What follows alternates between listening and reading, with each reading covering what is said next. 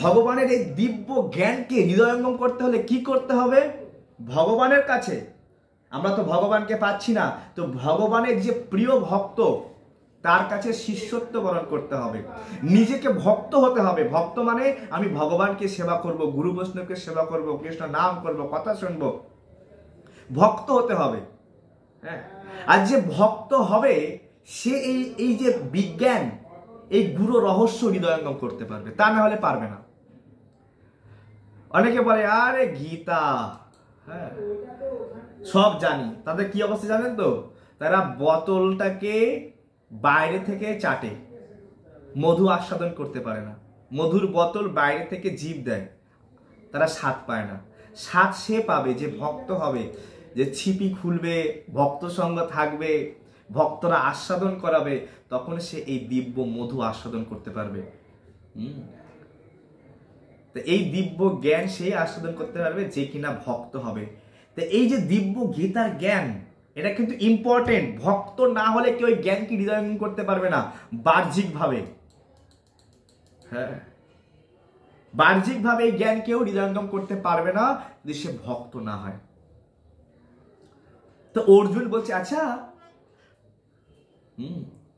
সূর্যদেব বিভৎসনের তো জন্ম হয়েছিল তোমার অনেক আগে, আর তুমি যে পুরাকালে এই জ্ঞানটাকে উপদেশ করেছিলে তা আমি কেমন করে বুঝবো? ভগবান বলছে আচ্ছা, তুমি যে আমাকে বলছো তুমি ভগবান সূর্য তোকে জ্ঞান দিয়েছো, আরে তুমি তো আমার সমসাময়িক মিত্র, তো তুমি কিভাবে সূর্যদেবকে জ্ঞান দিয়েছো? ধরে নেওয়া যাক আমি এটা মানলাম, হ্যাঁ, কিন্তু এই সমাজ কি করে বুঝবে? অর্জুন এই প্রশ্নটা আমাদের জন্য করেছে। আচ্ছা, ভগবান যে জ্ঞান দিচ্ছে, ভগবানেরও যা বয়স, অর্জুনের তাই বয়স, ওরা তো মিত্র, তো কি করে ভগবান সূর্যদেব তো কোটি কোটি বছর আগে সূর্যদেবের জন্ম, তো কিভাবে সূর্যদেবকে ভগবান এই জ্ঞান দিয়েছে কি করে বুঝবো? কিন্তু কেমন করে তুমি আমার সমকালীন, কেমন করে তুমি এই জ্ঞান দিলে? তুমি তো আমার সমকালীন। অর্জুন এই প্রশ্নটা করেছে 4th অধ্যায়ের 4 নম্বর শ্লোকে। তো ভগবান এরও অ্যান্সার দেবেন। শ্রী ভগবান উবাচ, ভগবান কি বলছে জানো? হে পরন্তপ, হে অর্জুন, আমারও তোমার বহু বহু জন্ম হয়েছে, কিন্তু আমি সেই জন্মের কথা স্মরণ করতে পারি, কিন্তু তুমি পারো না। আমি আজকে আমাদের অবস্থা কেমন জানেন? আমরা পরশু 1 সপ্তাহ আগে এই সময় কি খেয়েছি মনে নেই, এই সময় কি পোশাক পরেছিলাম মনে নেই। হ্যাঁ, কিন্তু ভগবানের সব মনে থাকে, প্রতিটা জীব কি করছে না করছে সব মনে থাকে। ভগবান যখন কংসের কারাগারে জন্মগ্রহণ করেন, তখন দেবকী বসুদেবকে বলছে যে তোমরা শুধু এই জন্মের আমার মা নও, তোমরা এর আগে আমার ওই জন্মে ওই মা ছিলে, তোমার নাম ছিল পৃষ্ণি সুতপা, তারপরে কশ্যপ, তারপরে এই নাম ছিল, আর এই জীবনে দেবকী বাসুদেব। এভাবে সে পূর্ব 3 জন্মের কথা ভগবান বলে দিল। ভগবান যখন জন্ম নিল চতুর্ভুজ নিয়ে, তারপরে তো পরে ছোট হলো, আর ভগবানই বললো আমাকে যাও নন্দের কারাগারে দিয়ে, নন্দের কারাগার থেকে বেরি করে আমাকে নন্দালয়ে রেখে এসো। আর সেই ভগবান শ্রী চৈতন্য মহাপ্রভু হয়ে আজ থেকে 500 বছর আগে এসেছেন। সেই ভগবান কপিল ভগবান হয়ে এসেছেন। সেই ভগবান কখনো মৎস্য অবতার নিচ্ছেন।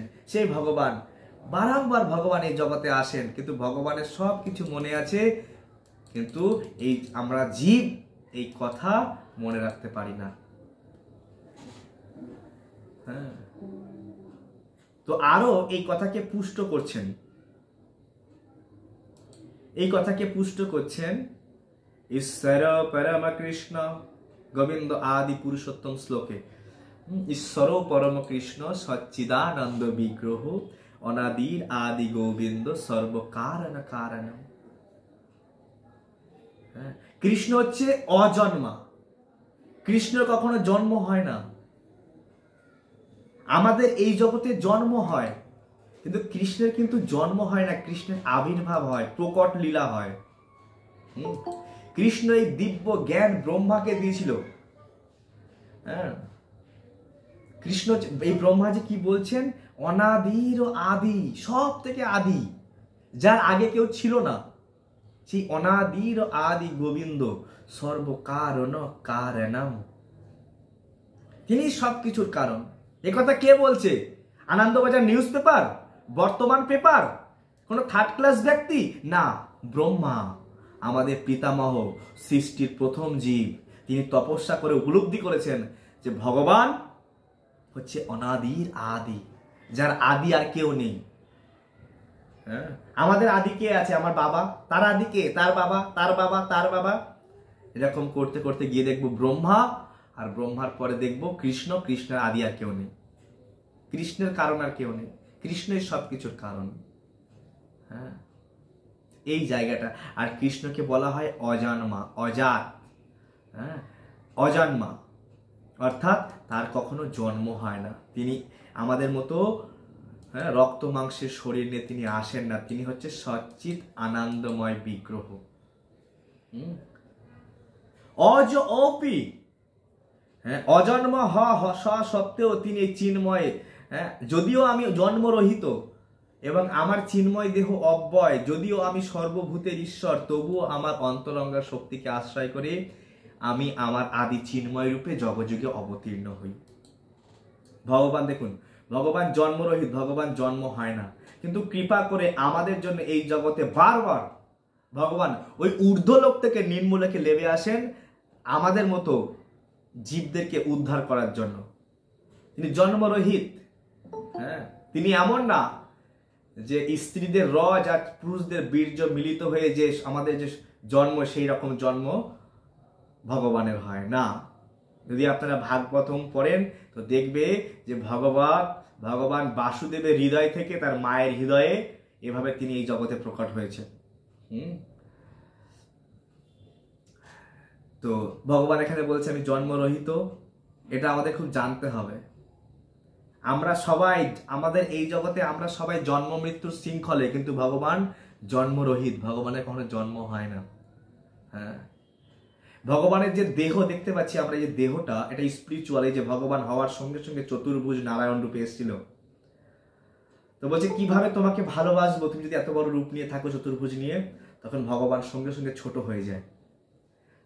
আমরা কেউ এরকম হওয়ার সময় হাতে শঙ্খ চক্র গদাপদ্ম নিয়ে হয়েছি কখনো? কখনোই না। হ্যাঁ, কিন্তু ভগবানের দেহ হচ্ছে চিন্ময় দেহ। চিন্ময় মানে সচ্চিত আনন্দময়। অব্যয়, অব্যয় মানে যা কখনো ব্যয় হয় না। আমাদের শরীর থেকে ব্যয় হয়, ভগবানের শরীর কখনো ব্যয় হয় না। চিরকৌমার তো চিরকৌমার, 16 বছরের বেশি ভগবানের রূপ আর হয় না। এই জায়গাটা বুঝতে হবে। আমাদের বার্ধক্য হয়ে যায়, রোগ শোক, দাঁত পড়ছে, চোখ নষ্ট হচ্ছে, হাত ভেঙে যাচ্ছে। ভগবান এরকম না। বলছে যদিও আমি সর্বভূতের ঈশ্বর, তবু আমি ভগবান এই জগতে, আমরা যেমন মায়ার প্রভাবে আমরা এই জগতে আসি, ভগবান আসে তার অন্তরঙ্গা শক্তি, যোগ মায়া, অন্তরঙ্গা শক্তিকে আশ্রয় করে এই জগতে তিনি আসেন, যুগে যুগে অবতীর্ণ হয় ভগবান। এই জায়গাগুলো খুব সুন্দরভাবে আমাদের বুঝতে হবে। কৃষ্ণ কখন আবির্ভূত হন? সকলে আমার কথা শুনতে পাচ্ছেন তো? বুঝতে পাচ্ছেন? ক্লিয়ারলি শোনা যায়? ঘুম পাচ্ছে না তো কারোর?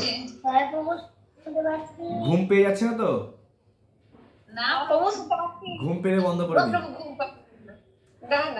আচ্ছা, এখন আমরা জানবো কৃষ্ণ কখন আবির্ভূত হয়। ভাগবত গীতা 4th অধ্যায় 7 নম্বর শ্লোকে,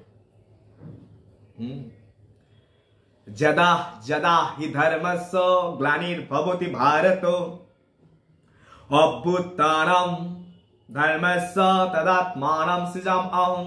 হে ভারত, যখন ধর্মের অধঃপতন হয়, কোন ধর্মে? আমি যে কথা কিছুক্ষণ আগে বললাম, এখানে বলা আছে যখন হিন্দু ধর্মের অধঃপতন হয়। এখানে বলা আছে যখন মুসলমান ধর্মের অধঃপতন, তখন আমি আসি। যখন খ্রিস্টান ধর্মের অধঃপতন হয়, তখন আমি আসি না।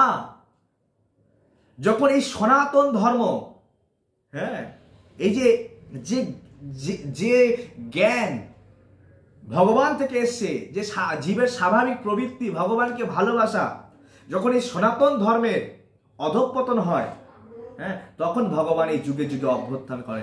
আমি আজই প্রভুপাদের একটা লেকচারে শুনছিলাম, প্রভুপাদ বলছে না হিন্দু ধর্মের জন্য ভগবান আসে, না মুসলিম ধর্মের জন্য ভগবান আসে, না খ্রিস্টান ধর্মের জন্য ভগবান আসে। ভগবান কোন ধর্মের জন্য আসে? এই সনাতন ধর্মের রক্ষা করবার জন্য। যখন ধর্মের অধঃপতন হয়, তা আমরা ধর্ম মানে কি বুঝবো? সনাতন ধর্ম, যে ধর্মের কথা গীতার মধ্যে বলা হচ্ছে, যে ধর্মের কথা ভাগবতমে বলা হচ্ছে, সেই ধর্মকে রক্ষা করবার জন্য ভগবান যদা যদা হি ধর্মস্য গ্লানির্ভবতি ভারত, হ্যাঁ, তখন আমি নিজেকে প্রকাশ করি এই জগতে। তো সেই সনাতন ধর্মকে রক্ষা করবার জন্য ভগবান যুগে যুগে অবতার নেয়। আমরা দেখতে পাচ্ছি যে কৃষ্ণচন্দ্র ভগবান কেন এসেছিলেন? যখন তার মায়ের উপরে অত্যাচার হচ্ছিল, বসুদেব এবং মা দেবকীকে কারাগারে বন্ধ করে রেখেছিল। জরাসন্ধ কত বড় দস্যু, চারিদিকে লুটপাট মার দাঙ্গা, কংস কত বড় অসুর, হ্যাঁ, শিশুপাল কত বড় অসুর, চারিদিকে বড় বড় রাজারা অসুর হয়ে উঠছে। হ্যাঁ, তাই সবাইকে, হ্যাঁ, অগাসুর, বকাসুর, তৃণাবৎসুর, কালিয়া, সমস্ত অসুরকে দমন করবার জন্য, সাধুকে রক্ষা করবার জন্য যখন ধর্মের গ্লানি হচ্ছে, তখন ভগবান এই জগতে এসেছেন। দেখেছেন এই নৃসিংহদেব কেন অবতার নিয়েছেন? তিনি কেন এসছে? যখন প্রহ্লাদের উপর অত্যাচার করা হচ্ছে, প্রহ্লাদ ভগবান ভক্তি করছে, ভক্তি করতে দেওয়া হচ্ছে না, সনাতন ধর্ম করতে দেওয়া হচ্ছে না। হ্যাঁ, এই হিরণ্যকশিপু মহারাজ কি বলছে? আমি ভগবান, আমি অমর, কোথায় তোমার ভগবান, দেখাতে পারবে? আমাদের প্রহ্লাদ বলছে কেন? এই স্তম্ভের মধ্যেও ভগবান আছে। তখন এই প্রহ্লাদের ওই বড় একটা গদা নিয়ে স্তম্ভে আঘাত করে, আর ওই স্তম্ভ থেকে হুঙ্কার দিয়ে বেরিয়ে আসে নৃসিংহদেব। তো এইভাবে ভগবান যুগে যুগে নরসিংহ অবতার হয়ে আসছে, কৃষ্ণচন্দ্র অবতার হয়ে আসছে, বারংবার অবতার নিচ্ছে। হ্যাঁ, কেন অবতার? কৃষ্ণ কেন আবির্ভূত হন? কেন? বলে পরিত্রাণায় সাধু নাম। ভগবান সাধুকে রক্ষা করার জন্য আসে। সাধু মানে যারা ভগবানকে ভালোবাসে, যারা শাস্ত্রের নির্দেশ অনুসারে জীবনযাপন করে। বিনাশ হয়চা দুষ্কৃতাম, কাকে বিনাশ করবে ভগবান? যারা দুষ্কৃতী, যারা সুকৃতি নয়, যারা দুষ্কৃতাম, দুষ্টু লোক। আর কি করেন? ধর্মকে সংস্থাপন করেন। ধর্ম সংস্থাপনার্থায় সম্ভবামি যুগে যুগে। ভগবান এসেছেন, হাস্য পরিহাস ছলে অর্জুনকে কিছু 45 মিনিট জ্ঞান দিয়েছেন, ওটাই ধর্ম হয়ে গেছে, ভাগবত গীতা। বুঝলেন? ভগবান এসেছেন, কিছু লীলা করেছেন, ভাগবতম হয়ে গেছে। ভগবানকে স্পেশালি কিছু করতে হয় না, ভগবান যা করেন, যা বলেন, ওটাই ধর্ম। হ্যাঁ, ভগবান এই জগতে এসে কিছু যুদ্ধক্ষেত্রে অর্জুনকে কিছু বলে দিল, একদম ধর্মগ্রন্থ। ভগবান কি কি করলো এই জগতে, সেটা ভাগবতম। যে শ্রবণ কীর্তন করবে সেই ভগবানের কাছে ফিরে চলে যাবে। হ্যাঁ, তো ভগবান কেন আসেন? হ্যাঁ, সাধুদেরকে পরিত্রাণ করবার জন্য, দুষ্ট মানুষকে বধ করবার জন্য। আমরা দেখতে পাই দেবকী বসুদেবকে তিনি রক্ষা করেছিলেন। এখন প্রশ্ন হচ্ছে, আচ্ছা প্রভুজি, আমাদের এত কৃষ্ণ বিষয়ে বলছেন, কৃষ্ণকে জেনে কি লাভ? কি আমার কি লাভ হবে কৃষ্ণকে জেনে? তো ভগবান গীতার মধ্যে 4th অধ্যায় 9 নম্বর শ্লোকে বলছে, যদি কেউ আমার সম্বন্ধে জানে, জন্ম কর্ম চ মে দিব্যমেবং যো বেত্তি তত্তত ত্যক্তা দেহম পুনর্জন্ম নয়তি মামেতি সহর্জুন। ভগবানকে কি জানতে হবে ভগবান সম্বন্ধে? বলছে যিনি আমার জন্ম জানে আর কর্ম জানে। আমরা সবাই দেখতে পাই যে ভগবানের জন্ম আমাদের মতো জন্ম নয়। ভগবান যখন আসেন চতুর্ভুজ বিষ্ণু হয়ে, ভগবান যখন আসেন হাতে শঙ্খ চক্র গদা পদ্ম নিয়ে, হ্যাঁ, ভগবান এসে নিজেই বলছে, মা তোমার এই জন্মে, আগের জন্মে তোমার এই ছিল, তার আগের জন্মে তোমার এই নাম ছিল, বাবা তোমার আগের জন্মে এই নাম, এই নাম, এই নাম, তোমার কাছে আমি এখানে এসেছি। হ্যাঁ, তো ভগবানের জন্মটা কি দিব্য। দিব্য মানে দিব্যটাকে কি বলবো, চমৎকার, বা যা এই জগতের ঊর্ধ্বে, এই জগতে কোনো বস্তুর সঙ্গে মিক্স খায় না, দিব্য। এবং ভগবানের রূপটাও দিব্য। ভগবানকে যে রূপ দেখছি সেই রূপটা দিব্য, ভগবানের জন্মটা দিব্য, এবং ভগবান যে কর্ম করছে অতীন্দ্রিয়। দেখো আমরা ভাত খাই, ভাত আমরা কিভাবে খাবো? গালে দিলে তবেই ভাত খেতে পারবো, কিন্তু ভগবান চোখের মাধ্যমেও খেতে পারে। ভগবান যখন সৃষ্টি করেন, ভগবান বলছে আমরা সৃষ্টি করবার জন্য নারী পুরুষের প্রয়োজন হয়। ভগবান ব্রহ্মাকে সৃষ্টি করলেন কিভাবে? নিজের নাভি থেকে সৃষ্টি করলেন। মা লক্ষ্মীর প্রয়োজন হয়নি। ভগবান সৃষ্টি করলেন এই যে পৃথিবীর মধ্যে, ভগবান ভাবছেন আমি পৃথিবীতে সমস্ত, পৃথিবীটা খালি আছে, আমি সমস্ত জীব দিয়ে ভরে দেবো পৃথিবীটাকে। শুধু সংকল্প করেছেন ভগবান, আর ভগবান সংকল্প নিয়ে খালি একটু পৃথিবীর দিকে তাকিয়েছেন, আর পৃথিবীর মা গর্ভবতী হয়ে গেছে। পৃথিবী মা সমস্ত জীবে ভর্তি হয়ে গেছে। এই প্রকৃতি, এই প্রকৃতির দিকে তাকিয়েছেন, এই প্রকৃতি গর্ভবতী হয়েছে। ময়াধ্যক্ষেন প্রকৃতি বীজ মাম সর্বভূতানাম। ভগবান সেই প্রকৃতির সমস্ত বীজ প্রদানকারী পিতা। তা আমাদের মতো নয় হ্যাঁ, যে আমরা এই ইন্দ্রিয় দিয়ে এই কাজটা করতে পারি। ভগবান যে কোনো ইন্দ্রিয় দিয়ে যে কোনো কাজ করতে পারে, যে কোনো ইন্দ্রিয় দিয়ে। আমরা কেউ কেড়ি আঙুল দিয়ে পারবো গিরি গোবর্ধন ধারণ করতে? ভগবান কেড়ি আঙুল দিয়ে কেড়ি গোবর্ধন ধারণ করছে। মানে এই জন্য বলে অতি ইন্দ্রিয়, যেটা আমরা কখনোই পারবো না। যারা এইগুলো জানে, হ্যাঁ, ভগবান এই জগতে দেখিয়েছেন যে 16,101টা বিবাহ করে, আমরা একটা স্ত্রী বিবাহ করে ঘরে বই রাখতে পারছি না, মানুষ চলে যাচ্ছে, ডিভোর্স হয়ে যাচ্ছে। কিন্তু ভগবান 16,108টা বিবাহ করেছেন। এটাও জানা উচিত, এটা অতি ইন্দ্রিয়বাদী না হলে কেউ পারে না। নারদ মুনি যে কক্ষে যাচ্ছেন, সেই কক্ষে কখনো দেখছেন ভগবান কোলের সন্তান নিয়ে বসে আছে? কোনো কক্ষে, সত্যভামার কক্ষে ভগবান প্রসাদ পেতে বসেছেন, রুক্মিণীর কক্ষে ভগবান বিশ্রাম নিচ্ছে, আর রানীর কক্ষে ভগবান, যে কক্ষে যাচ্ছে ভগবান, ভগবানের দিব্য লীলাকে দেখবার জন্য দ্বারকায় নারদ মুনি গেছিলেন। তো প্রতিটা কক্ষে ভগবান, প্রতিটা কক্ষে কক্ষে ভগবান রয়েছে। নারদ মুনির মতো ব্যক্তি পর্যন্ত মাথায় ঘোল খেয়ে গেছে ভগবানের লীলাকে দেখতে গিয়ে। তো ভাই আমি আপনি কোন গলির কোন ক্ষেতের মূল আমরা? তো এই জায়গাগুলোকে বুঝতে হবে যে ভগবান সাধারণ তিনি নন, তিনি ভগবান। তার সমস্ত কর্ম, তার রূপ, তার জন্ম অপ্রাকৃত, দিব্য। এই জায়গাটা বুঝতে হবে। যে বুঝে তার চরণে শরণ নেবে, আর সে যখন দেহ ত্যাগ করবে তার আর জন্ম হবে না।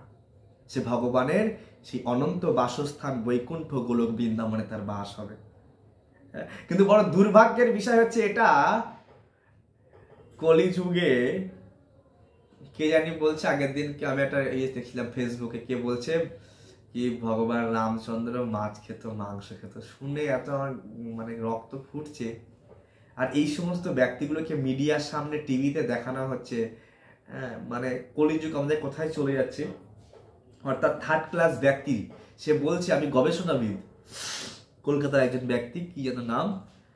তো এইসব ন্যূনতম জ্ঞানটুকু তাদের মধ্যে নেই, ন্যূনতম জ্ঞানটুকু তাদের মধ্যে নেই। তারা ভগবানকে নিয়ে কমেন্ট্রি দেয়। তবে যে কথা প্রথমে বলতে গেলাম যে ভক্ত, যিনি ভক্ত সেই ভগবান সম্বন্ধে কমেন্ট্রি দিতে পারে। ভক্তবিহীন যার তার কমেন্ট্রি শোনা উচিত না। হ্যাঁ, কারণ যে কামী ব্যক্তি সে তো কামের মতো কমেন্ট্রি দেবে। যে নিজে মাংস পিপাসু ব্যক্তি সে তো মাংস খাওয়ার মতো কমেন্ট্রি দেবে। ও তো ভক্ত নয়, থার্ড ক্লাস ব্যক্তি। যে রামচন্দ্র ভগবান স্বয়ং সমুদ্রের প্রতি ক্রোধ করেছে, সমুদ্র জল টকবক করে ফুটছে, সমস্ত জীব ডাঙায় চলে এসছে, সমুদ্র দেবতা হাত জোর করে ক্ষমা চাইছে ভগবানের কাছে, আর সেই ভগবানকে নিয়ে কমেন্ট্রি দিচ্ছে একটা থার্ড ক্লাস মূর্খ। আর আমাদের মতো ভুয়ো অজ্ঞ ব্যক্তিরা তাদের কথাকে হা করে শুনি, নলেজ নেই, শাস্ত্র পড়ি না বলে। এই জন্য শাস্ত্র পড়তে হবে, জানতে হবে। লোকের কথা হা করে শুনলাম আর যাই তাই করলাম।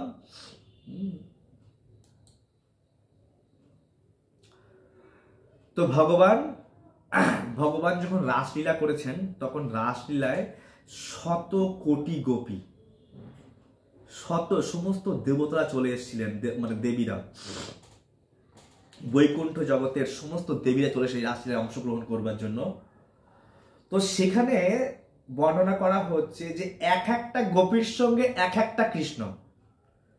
হ্যাঁ, যেভাবে আমরা দেখতে পাই, আমরা আগে পড়েছিলাম যে ব্রহ্মা যখন কৃষ্ণের গোবৎসকে হরণ করেছেন, তো যখন ব্রহ্মা যখন পরে এসে দেখছেন যে সব চারিদিকে নারায়ণ নারায়ণ, চতুর্ভুজ নারায়ণ, হ্যাঁ, মানে সেই গোমাতাগুলো নারায়ণ, বাছুরগুলো নারায়ণ, সখাগুলো নারায়ণ, এবং বাছুরের গলায় দড়িটাও নারায়ণ, হাতের পাছুরিটাও নারায়ণ, সব নারায়ণ, যেদিকে দেখছে বিষ্ণু বিষ্ণু বিষ্ণু।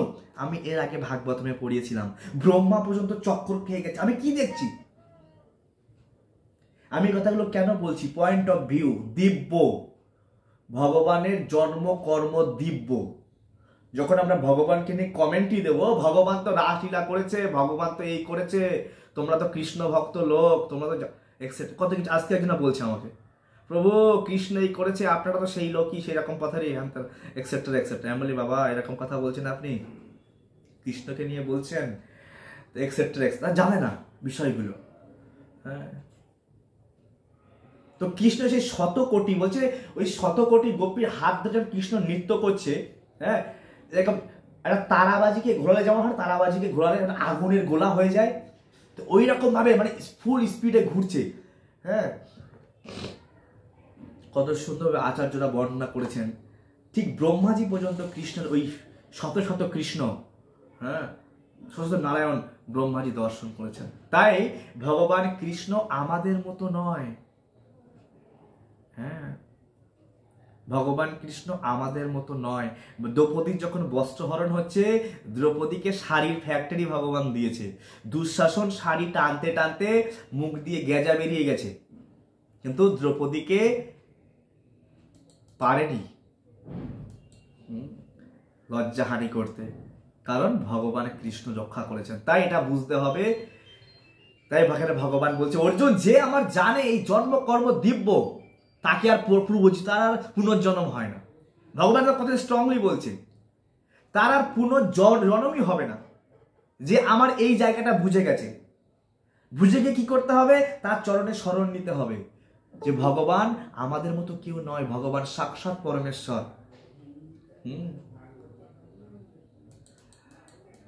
তারপরে ভগবান বলছে, দেখো, আসক্তি, ভয় এবং ক্রোধ থেকে মুক্ত হয়ে, আসক্তি মানে অ্যাটাচমেন্ট, আকর্ষণ, কোনো বিষয় পাওয়ার জন্য আসক্তি, ভয় এবং ক্রোধ থেকে মুক্ত হয়ে সম্পূর্ণরূপে আমাকে মগ্ন হয়ে একান্তভাবে আমার আশ্রিত হয়ে বহু বহু ব্যক্তি আমার জ্ঞান লাভ করে পবিত্র হয়েছে।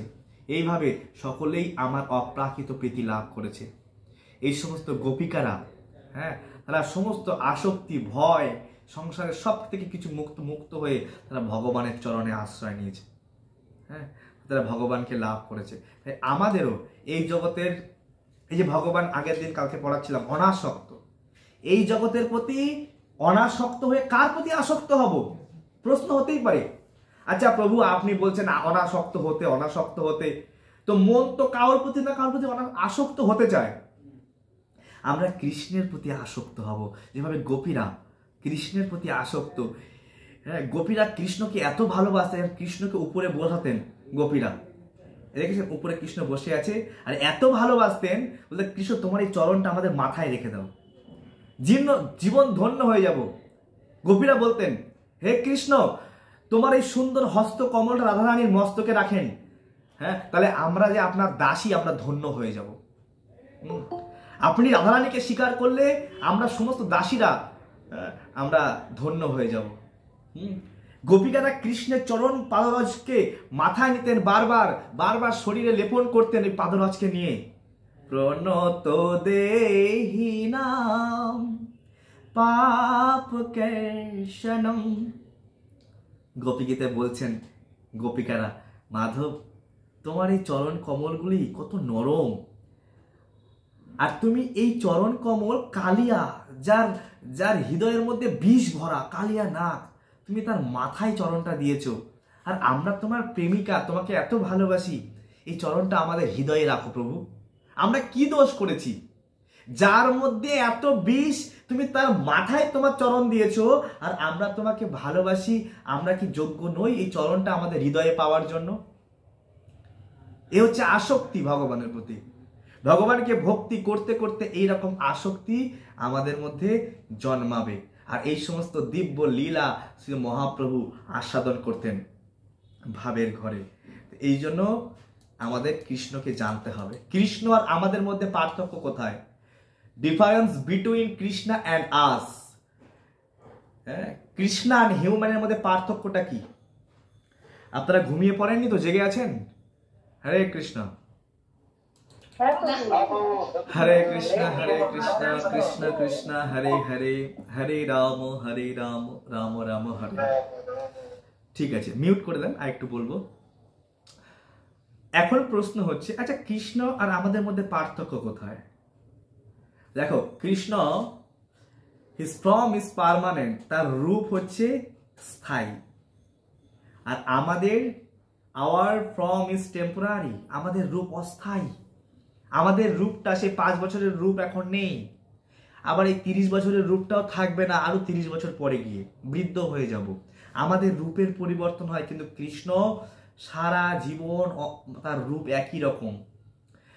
যখন এই ভৌমলীলায় কৃষ্ণ এসেছিলেন, 125 বছর বয়স ভগবান কৃষ্ণের, কিন্তু ভগবান কৃষ্ণ তার বয়স ছিল একদম 16 বছরের মতো।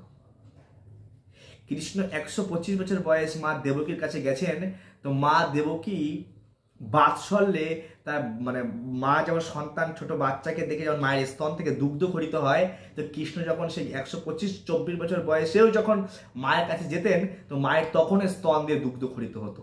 এমন না স্পিরিচুয়াল জগতে মায়েদের দুগ্ধ শুকিয়ে যায়, এই জগতে কি হয়, মায়েদের দুগ্ধ বাচ্চা 2-5 বছর আর দুধ থাকে না, কিন্তু সেই 125 বছর বয়সেও ভগবান মায়ের স্তন পান করছে, দুগ্ধ পান করছে বাৎসল্য রসে। তো ভগবান তার রূপে স্থায়ী, আর আমাদের ক্ষণস্থায়ী। আমাদের রূপের ঠিকানা নাই। আজকে মুখে ব্রণ, কালকে মুখে ব্রণ বেরিয়ে যাবে। হ্যাঁ, আজকাল চোখ মুখ ভালো যাবে, চোখ মুখ ভেঙে যাবে। একদিন এই শূন্য, এই যে স্কিন টাইট স্কিন, একদিন দাদু ঠাকুর মতো ঢিলা হয়ে যাবে, সেই আমশক্তের মতো। এখানেই আমাদের সঙ্গে কৃষ্ণের রূপের পার্থক্য। হিজ বডি ইজ স্পিরিচুয়াল, তার বডি হচ্ছে আধ্যাত্মিক, আর আমাদের body, hour body is material, রক্ত মাংস মলমূত্রের থলি। হ্যাঁ, জল আগুন বাতাস পঞ্চভূত দিয়ে আমাদের শরীরটা তৈরি। ভগবানের শরীর এবং আত্মার মধ্যে কোনো পার্থক্য নেই। Our body is different from soul, আমাদের শরীর আলাদা, আত্মা আলাদা, কিন্তু ভগবানের শরীর আর আত্মার মধ্যে কোনো পার্থক্য নেই। আচ্ছা, কৃষ্ণা ইজ কন্ট্রোলার অফ মায়া, কৃষ্ণ হচ্ছে মায়ার নিয়ন্ত্রক। এই জগতে যত মানুষ আছে মায়ার খেলনা, মায়া যেভাবে নাচাচ্ছে সেভাবে জীব নাচ করছে। হ্যাঁ, তো কৃষ্ণ মায়াকে কন্ট্রোল করে, আর উই আর কন্ট্রোলার বাই মায়া, আমরা মায়ার দ্বারা নাচ করছি প্রতিনিয়ত। যেভাবে স্ত্রী নাচ করাচ্ছে নাচি, স্বামী নাচ করাচ্ছে নাচি, অফিসের বস নাচ করাচ্ছে নাচাচ্ছি, যেভাবে নাচ করায়, ঠিক আছে। তো এভাবে আমরা সবাই মায়ার দ্বারা নিয়ন্ত্রিত এই সংসারে, কিন্তু কৃষ্ণ মায়ার নিয়ন্ত্রক। মায়াদেবী হচ্ছে কৃষ্ণের দাসী। হ্যাঁ, এখন প্রশ্ন হচ্ছে কিভাবে আমরা ভগবানকে লাভ করতে পারি। এই ভগবানকে যেভাবে স্মরণ নেবে, যেই যথা মাম প্রপদ্যন্তে তাংস্তথা এব ভজমহং মম বর্তানুবর্তন্তে মানুষ্যপার্থ সর্বসু, যারা যেভাবে আমার প্রতি আত্মসমর্পণ করে আমি তাদেরকে সেভাবে পুরস্কৃত করি। হে পার্থ, সকলেই সর্বতভাবে আমার অনুসরণ করছে। কেউ ভগবানকে সন্তান রূপে পেতে চায়, তার কাছে ভগবান সন্তান হয়ে থাকবে। কেউ ভগবানকে মিত্র রূপে পেতে চায়, তার কাছে ভগবান মিত্র হয়ে থাকবে। কেউ ভগবানকে প্রেমিক রূপে পেতে চায়, এইভাবে, তো ভগবান তার কাছে প্রেমিক হয়ে তার ভাবের আদান প্রদান করবে। হ্যাঁ, কেউ প্রভু, কৃষ্ণকে প্রভু রূপে ভালোবাসে, তো কৃষ্ণ তার কাছে প্রভু। হ্যাঁ, দাস, আমরা দাস, কৃষ্ণ প্রভু, সেভাবে ভগবানের সে ভালোবাসা গ্রহণ করে। এই গোমাতাগুলি তারা শান্ত রসের ভক্ত, তারা ভগবানকে আদর দেয়, ভগবানের দিকে তাকিয়ে থাকে, ভগবান তাদের সঙ্গে ঠিক সেভাবে ভগবানের প্রেমের বিনিময়, যে যথামাম, যে যেভাবে। কেউ যদি ভাবে আমি ভগবানকে ভক্তি করব না, ভগবানকে ভালোবাসবো না, ভগবান তথাস্তু, তুমি জীবনেও আমাকে ভালোবাসতে পারবে না, ভগবান তাকে তার থেকে অনেক দূরে সরিয়ে দেবে। আর কেউ যদি একবার বলে আমি কৃষ্ণকে ভালোবাসি, ভালোবাসবো, তার হরিনাম জপ করব, ভগবান অতি দ্রুত তার হৃদয়ে চলে আসে। এবং ভাগবতমে বলছে তৎক্ষণাৎ, কেউ যদি বলে আমি আজ থেকে হরিনাম করব, ভগবান তৎক্ষণাৎ ভাবে এই জায়গাটা আমার, এই হৃদয়টা আমার, ভগবান তৎক্ষণাৎ তার হৃদয়ে আসন গেড়ে বসে পড়ে। আর কি বলবো। আর কেউ যদি ভাবে আমি ভক্তি করবো না, তার থেকে ভগবান অনেক দূরে চলে যায়। এই জায়গাগুলো খুব সুন্দরভাবে বুঝতে হবে। তো টাইম ওভার হয়ে গেছে। হ্যাঁ, তো এই দেখতে পাচ্ছেন শিশুপাল কখনো ভগবানকে জানতে পারেনি। শিশুপাল সারা জীবন কৃষ্ণকে গালি দিয়ে এসছে রাজসভায়, ও জীবনে ভগবানকে জানতে পারেনি। ও রাজসভায় ভগবান কৃষ্ণকে ধর থেকে মুন্ডু চক্র থেকে আলাদা করে দিয়েছে। যে ভগবানকে জানতে চাইবে না, সে কখনো ভগবানকে জানতে পারবে না। আর এই যে ফলবালী ব্যক্তি, ফল নেবে গো, ফল নেবে গো, ফল, কৃষ্ণ এসছে, আমাকে ফল দাও না। তো বলছে তুমি ফল নেবে, তো ফল নিলে তো কিছু দিতে হবে। তো কৃষ্ণ ঘরের থেকে দুটো ধান, এক মুষ্টি ধান আনতে আনতে সে প্রায় হাতের ফাঁসাতে সব পড়ে গেছে, একটুখানি ধান দিয়েছে। তো ওই সমস্ত ধান ওই মাতাজির সব এক ঝুড়ি সোনা রত্ন গয়না হয়ে গেছে। তো ভগবান জব দেতা হে ছপ্পর ফাড়কে, একটা কথা আছে। যে যেভাবে ভগবানকে দেখেন, ভক্তরা ভগবানকে যারা সখ্য ভাব, ভগবানের মিত্র ভাবে ভগবানকে সেবা করে, ভগবান মিত্রের কোলে মাথা রেখে ঘুমায়, মিত্রের সঙ্গে মারপিট ঝগড়া। ভগবান যদি কেউ মিত্র হয়, সে কি করবে? গোলক বৃন্দাবনে আর কোনো কাজ নেই, কিন্তু না অফিস চালাতে হবে, রান্না করতে হবে, একটাই কাজ, খেলা করা। গোলকে কাজ হচ্ছে খেলা করা, আর কোনো কাজ নেই। সে ভগবান মিত্রের সঙ্গে খেলা করে। যারা ভগবানকে মায়ের মতো ভালোবাসে, দেখতে পাচ্ছেন ভগবানকে স্নান করানো, অভিষেক করানো, তাকে দুষ্টামি এক্সেট্রা, ভগবান তার সঙ্গে সেরকম ভাবে লীলা করেন।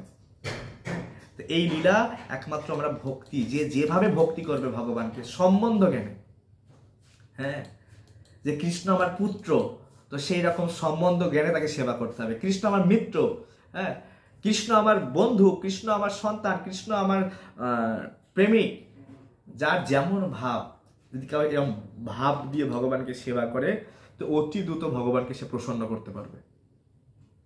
তো আমি আজকে আর বলছি না, সময় ওভার হয়ে গেছে, হয় মাত্র আমরা হাফ এসেছি। ভেবেছিলাম একদিনে বলবো, কিন্তু এই টপিকগুলো একদিনে বললেও আমরা বাইপাস করে চাইছি না যেতে, আর একটু ভেঙে চুরে, তাও খুব বেশি ব্যাখ্যা করছি না, আমি জাস্ট হালকা হালকা টাচ করে করে যাচ্ছি। তাও চেষ্টা করবো কালকে এরপর থেকে আমরা চর্চা করতে। Chant Hare Krishna, chant Hare Krishna and be happy. জয় শিল প্রভুপাদ। অনেক অনেক ধন্যবাদ আপনাদেরকে যে আপনারা এতক্ষণ ধরে ভগবানের কথা শুনছেন। এবার একটা কথা ছিল, হ্যাঁ, যা আমি বলবো, যার যার প্রশ্ন আছে হাত তুলুন, আমি ধরবো। কার কি প্রশ্ন আছে, বা আমরা কি শিখলাম আজকে এই টপিক থেকে? আশিস দে, বলুন আপনার কি প্রশ্ন আছে। প্রভু, আমি আজকেই জয়েন করলাম। আচ্ছা আচ্ছা, আজ থেকেই ক্লাস চালু করলাম। প্রভু, আপনি প্রথমে একটা কথা বললেন যেখানে যে শ্রীকৃষ্ণই মানে পরম একদম মানে